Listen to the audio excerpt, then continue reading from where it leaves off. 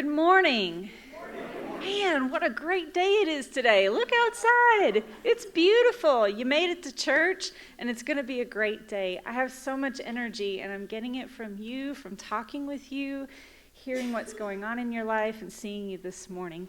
So welcome. If you're a visitor today, I especially welcome you to our church. It's a great way to start your year, and we're just so tickled that you're here. I invite you to stop by the welcome table just outside this door in our fellowship hall after worship. Let us introduce ourselves to you and get to know you a little bit as well.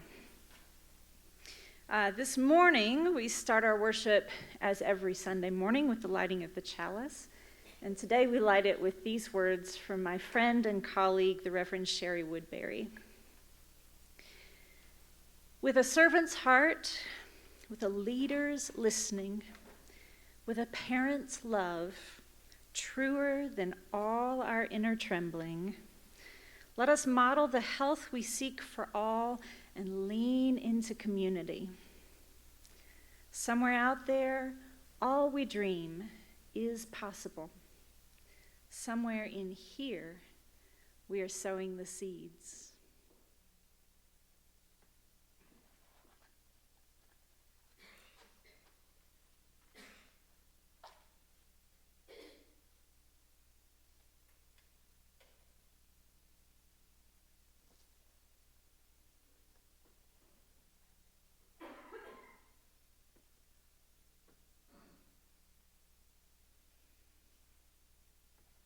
And now I invite you to rise in body or in spirit, and let's sing together number 298. Yes, we're going to sing all 5 verses because number 4 and 5 are the best.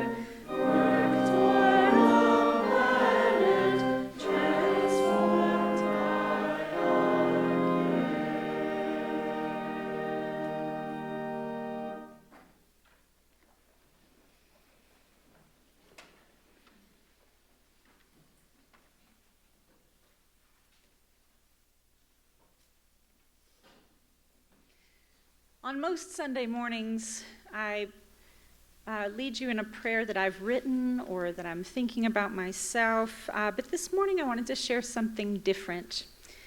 This is a sort of a poem, a sort of a prayer that was written by my colleague Luke Stevens-Royer for the 2016 election. Not after it, noting that. It's called Prayer Ballot. I walk in as on pilgrimage. The altar cloths are red, white, and blue. The ushers are the women who have been running these things, who have been running everything since before I was born. I'm handed the ballot like a scroll because the questions seem that important, ancient and modern, of what my God and country ask of me. Who? Who for commissioner, mayor, president? Who for District 8, Ward 7, school board? Who will do justice, love mercy, and walk humbly? I make my mark with at least a shred of hope that something good will come from this. And regardless, I remember the world won't be destroyed entirely by this. The world won't be saved entirely by this. Marking my vote is like kneeling in prayer because neither will accomplish anything right away. But the purpose of both is to remind me of my deepest hope for the world that I'm trying to create.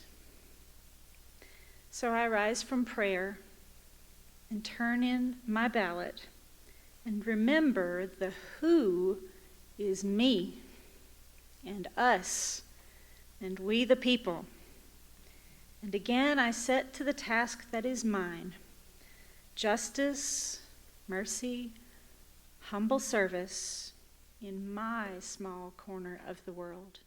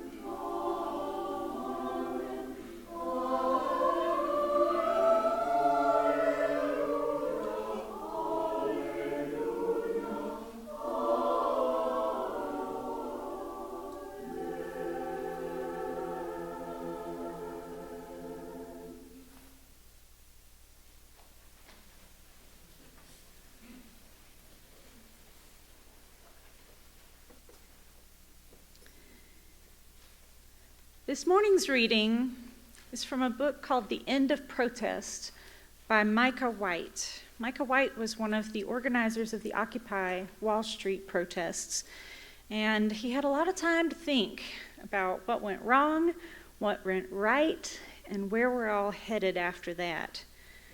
So, hear these words from Micah White.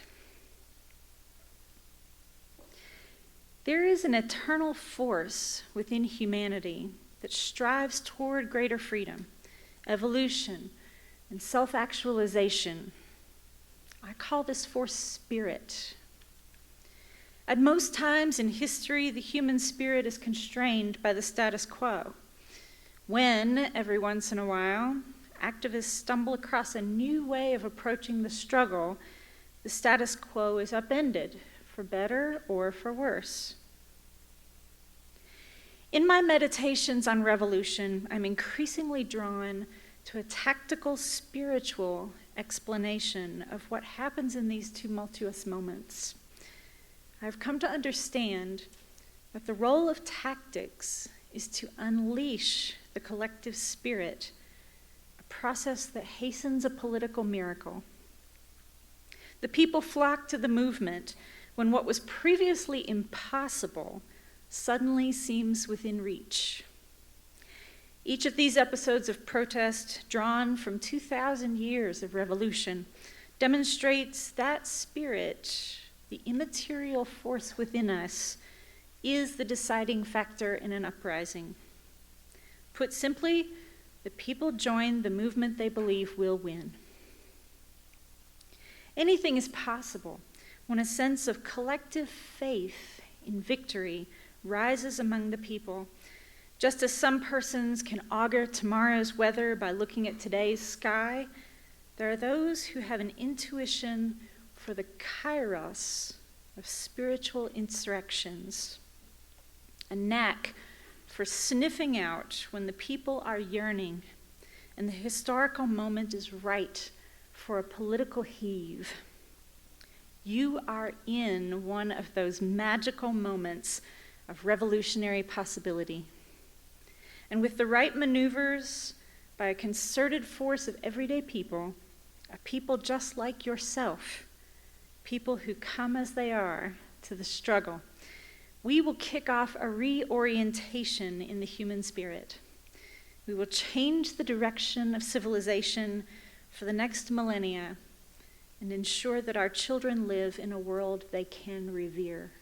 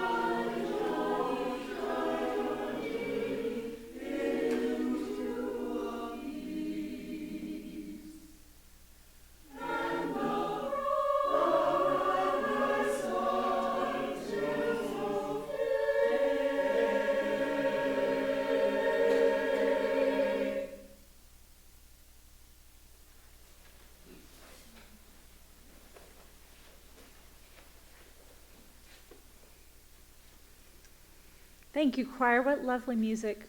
It's such a joy to have y'all with us today. I just have a couple of announcements. As I said, it's the beginning of the year, and that's a great time to try out a new church. So we have a couple of newcomer opportunities for you.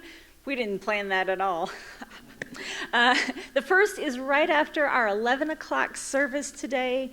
It's the third in our series called Beyond Inquirers. It goes just a little deeper than our usual orientation, talks a little bit about Unitarian Universalism, what this faith is about, and how you can be a part of it. So we encourage you to come back, go have a cup of coffee, come back. We'll have bagels and coffee and a great discussion at about 12:30, 12:45. It'll be upstairs in the Haven, which is sort of right behind me, up these stairs and there. And then on Tuesday, January 21st at 7 o'clock, we will have our UU orientation. This is a true introduction to our congregation. You'll get to meet other newcomers, as well as some members of our hospitality team. You'll get to meet my colleague, Reverend Tom. And we'll talk about just sort of the very basics of being a UU and what it's all about. My third announcement today is this. I believe in the power of prayer. I really do.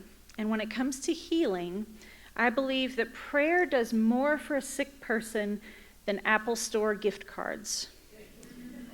Now, you may disagree with me on that, but that's my position and I'm sticking to it. Why do I want you to know that? Because there is an email scam that's going around and hitting UU churches where somebody will make up a fake email account that looks like mine or looks like Tom's, and it'll say, "Blessings to you from God. Can you please do me a favor?" And you respond back to it, "Yeah, sure, I can do you a favor, what you want." And they'll say, "Can you please buy $500 worth of Apple Store gift cards and send them to me so I can give them to somebody at the hospital with cancer?" I'm serious. It happens, and it's happened across the country, and lots of our UU folks have been duped by this scam, and I don't want it to be you because I can almost guarantee you won't get your money back. So please don't do it. If it looks weird, it probably is. Just pick up the phone and give us a call, and we will tell you if we are really trying to heal someone's cancer with Apple Store gift cards, okay? I'll be honest about it. I'll tell you. Okay, so at this time, we're going to accept offerings that support the work of our local congregation. We don't take gift cards, just checks, cash, and Givelify on your smartphone. I'd also like you, while you're doing that, to turn to your neighbor and consider this question. What is your earliest memory of the democratic process? Your earliest engagement with democracy. Talk about it.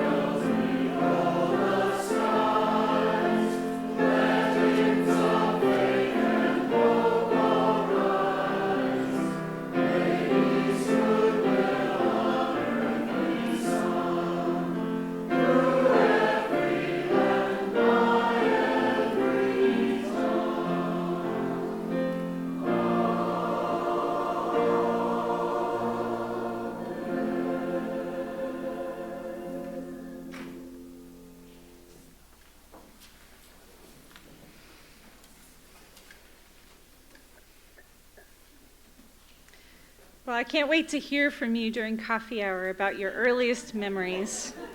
This is my earliest memory of electoral politics.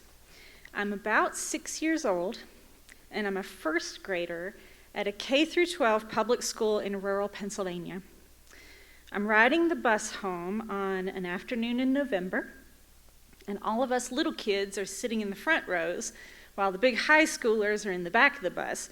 And they're all chanting loudly, "Mondale sucks! Mondale sucks!" Now, at this age, I have no idea who Walter Mondale is, and I don't know why he sucks. But I do know at this moment that elections are important. and that they can inflame passions even among people who can't vote. Fast forward to 2011, on a hot day in September. I'm 25 years old. I'm a bartender and a night owl, but I have a doctor's appointment, so I get up early. I turn on the news while I'm getting ready, and I tune in just in time to see the second plane crash into the World Trade Center. I get dressed anyway, and I go to the doctor, unsure of what is happening. The nurses in the office seem not to have heard about it yet, but as I'm leaving, I hear one say to the other, "Turn on the TV, something's happening." Instead of going home, I drive to the restaurant downtown where my boyfriend, now my spouse, is working the lunch shift. No one's eating. All the reservations have been canceled. And the cooks and the waiters have dragged a TV down from an apartment upstairs and set it up on the bar top, the wires laying across the bar. They're all leaning over the bar stools and watching the news. And once in a while, we all look up at one another without knowing what to say. Finally, we just go home. And over the next several weeks, I see what can become of a perfectly reasonable nation when they are finally forced to reckon with the consequences of their foreign policy. Remember the anthrax scare? Remember freedom fries? Remember all the politicians pointing fingers at one another, the circular firing squad, the new requirement that public figures all wear American flag pins on their lapels or be declared haters of America? Remember the shoe bomber, the underwear bomber? Remember the panic? Nations with great wealth and power also carry heavy burdens of fear and paranoia. And those neuroses come out in strange and terrifying ways when they are threatened or when their leaders feel threatened. I remember, too, standing on a street corner in downtown Chattanooga, right across from the offices of the Tennessee Valley Authority, maybe not the best place to do this, with a clipboard and a ballpoint pen, asking strangers to sign my petition to our congressional delegation to vote against war in Iraq. The war was going to be pointless, undertaken on a false predication of a threat. It was going to cost thousands of human lives, and for what? I was so angry and so alone. I didn't know what to do. And after standing on that street corner all day, enduring the derision of energy executives and engineers, I went home with my handful of signatures and I cried. How many of us in those weird and fearful days had moments like that when we didn't know what to do, just tried to do something, anything, and failed and felt so lonely, so alone with all of our grief and rage? How many of us are doing that now? They say if you're not angry, you're not paying attention. But what do we do with all of this anger, this frustration and despair? What do we do when we come face to face with the corruption of our government, with the militarism and nationalism of our own people? We know that if we do nothing, we will watch it all burn before our very eyes. The principles we hold most sacred, the vision of a future for our children. How do we keep going? How do we keep from giving up? You know, the funny thing is, I don't think I've ever felt as much love for my country as I did during those days. That's true. My anger rose from a disbelief at what my country was becoming, and just as much from my own disillusionment, the dawning realization that my country was capable of great harm as well as great goodness. It's like James Baldwin said, "I love America more than any other country in the world, and exactly for that reason, I insist on the right to criticize her perpetually." And more recently, it's like Rose Tico said in The Last Jedi, we don't win by fighting what we hate, but by saving what we love.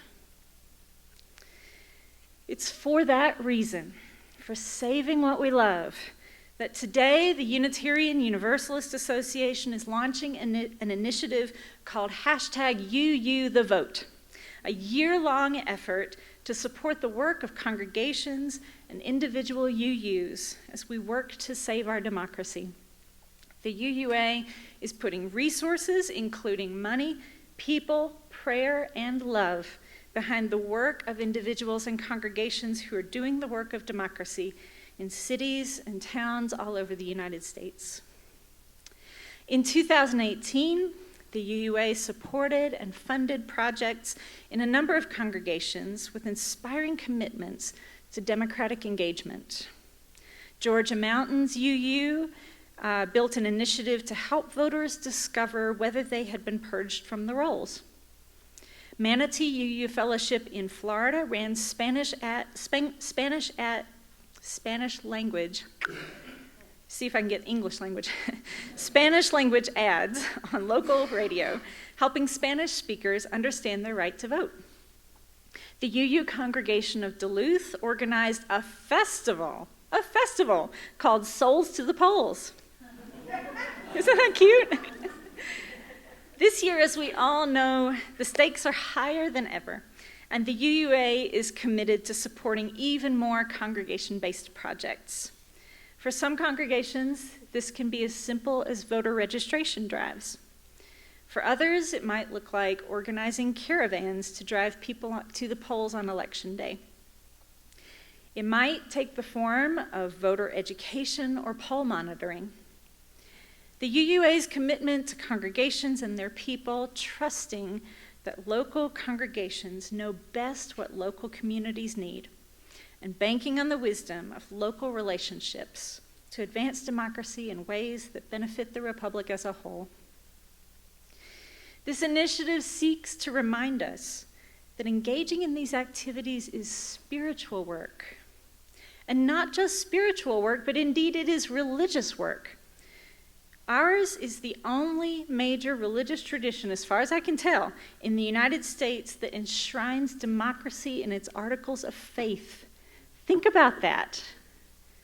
Only for Unitarian Universalists is democratic action considered a religious obligation. Wow, that's something, right? That's astonishing. And if that's so, then our congregation is a very faithful one indeed. I know that many of you are already deeply committed to democracy in your everyday lives. You are registering voters, volunteering for campaigns, raising money or making donations, and fighting voter suppression. I run into you when I'm up on Capitol Hill during the session, and we chat about which bills we're supporting or opposing. And at least one of us is an intern. Hey, woo. I see you at protests and demonstrations, and I read your columns and letters in the papers. And I see you walking around Elliott Hall with your petitions, and I hear your thoughtful arguments about why we should sign them. No doubt about it, this is a congregation that cares about democracy. And that means that this is a church that is living its spiritual values. But are we always aware of the spiritual and religious dimensions of that work? Are we sharing with people that we know that the work we're doing is an expression of our religious convictions? It's critical that we make that known, that we are a religious people and that saving democracy is a spiritual battle for us. In recent decades, the religious left has mostly ceded the public sphere to conservatives who were able to ideologically consolidate their power by eliminating dissent. They were able to do this because they developed a theology that stated that when the faithful align themselves with power, they will be blessed with wealth and security. Now, who wants to be left out of a circle like that? Yet people of all political stripes are restless and dissatisfied. They're dissatisfied on a spiritual level. Even those who believe that God is on their side are confused and angry. If God is on their side, then why are things still so hard? Why do we still feel so fearful and uneasy? Why do we feel so unsure of what the future holds? Why do we feel the need to grasp what we can with both hands and let go of our love for other people? Living in scavenger mode makes our hearts small, and we can feel ourselves withering away. It is a spiritual crisis, and those who are supposedly winning are not immune to it. And so we can go on about policy until we're blue in the face, but if we don't manage the spiritual crisis affecting our country, we're not going to be able to save our democracy. I'm not talking about getting right with God. I'm talking about getting right with each other. I'm not saying we don't need to be smart about policy. I'm saying we can't be smart about policy until we understand that blessings are not bestowed from God upon those who do everything correctly. In a just society, blessings are bestowed on us, by us, with the clear understanding that there is only us. There's only us. We can't be smart about policy until we understand whether we are motivated by fear or motivated by love. And perfect love casts out fear. What if we could make that our mantra going into this election cycle?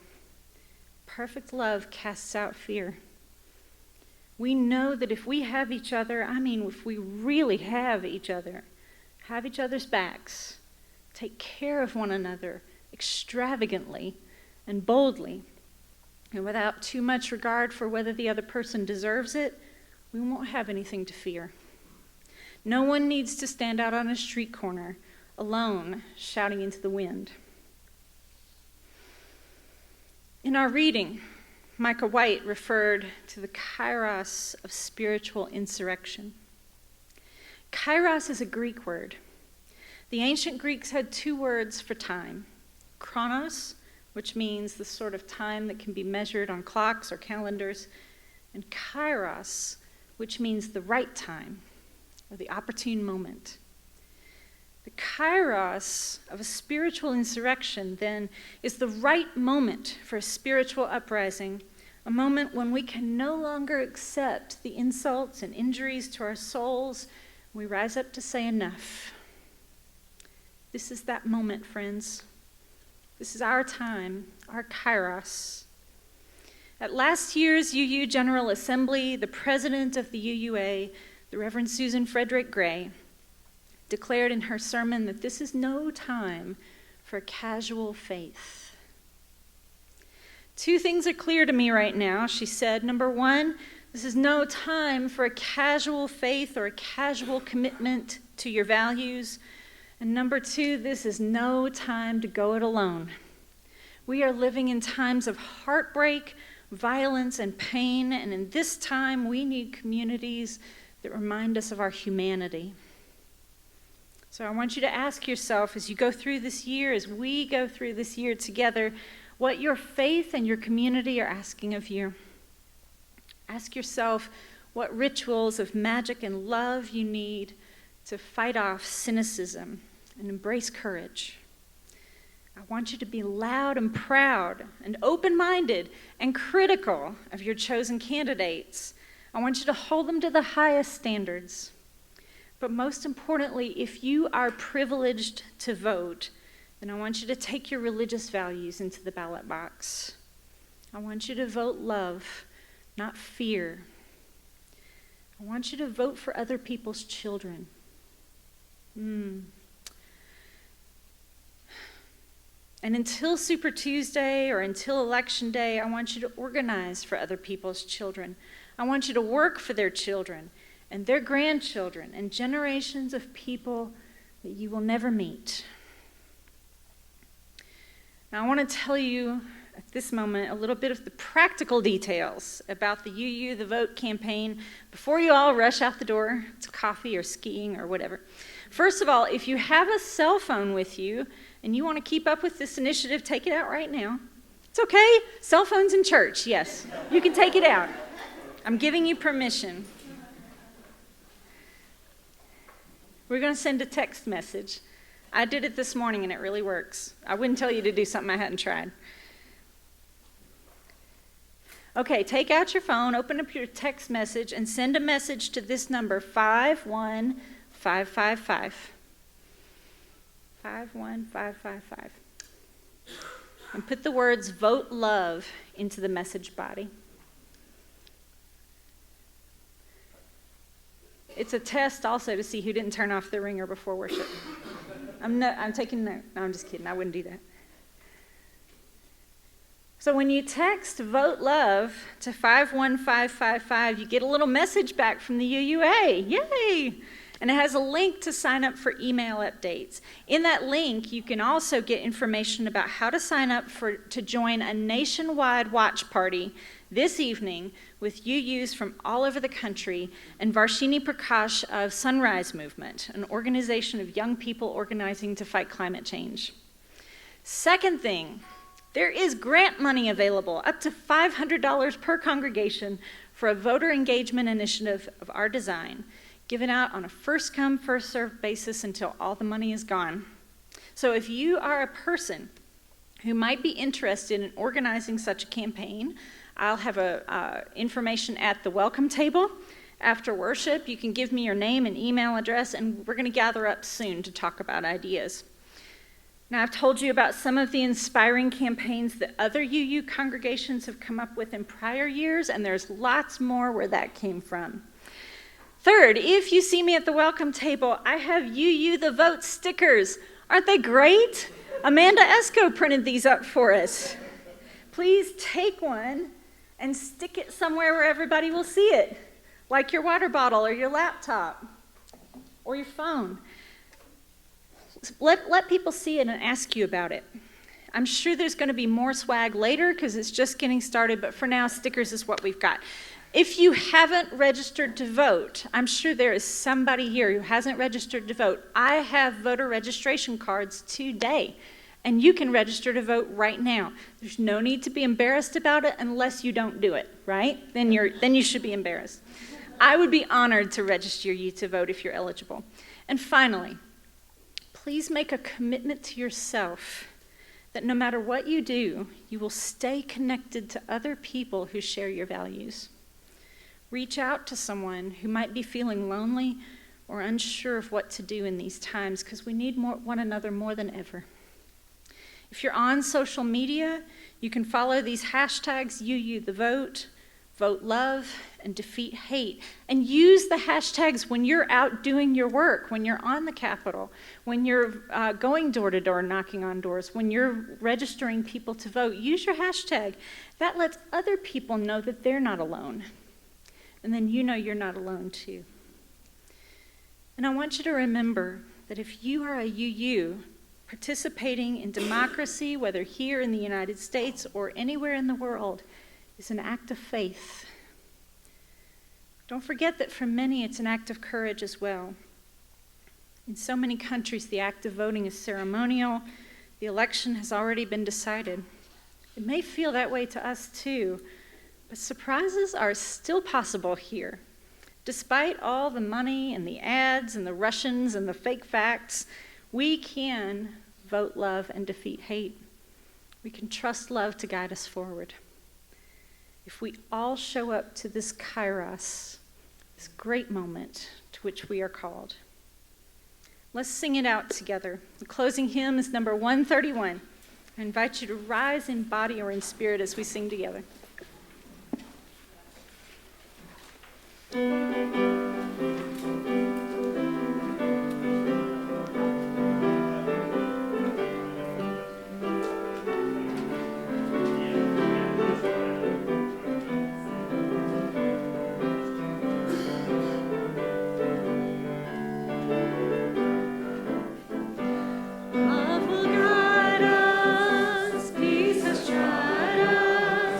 Open side us, will lead the way.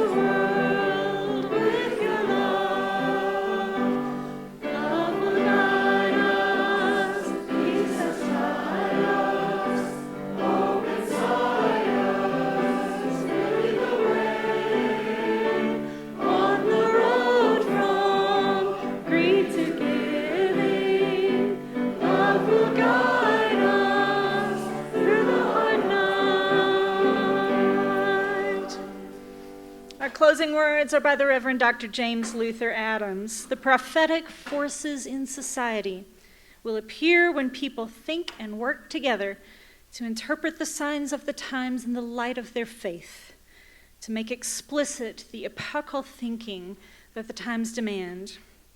They will arise wherever there is the intention of participating in the creative dimensions of the future rather than being dragged into it.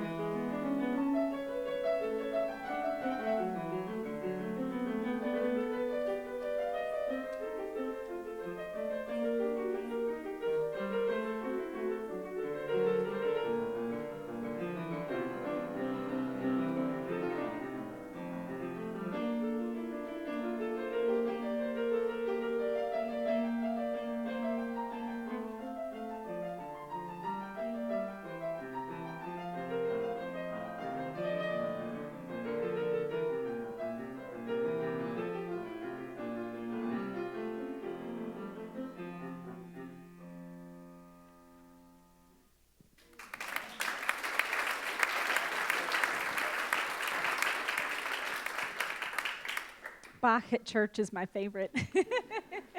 Let's break for coffee, conversation. Come see me at the welcome table for a great sticker or to register to vote.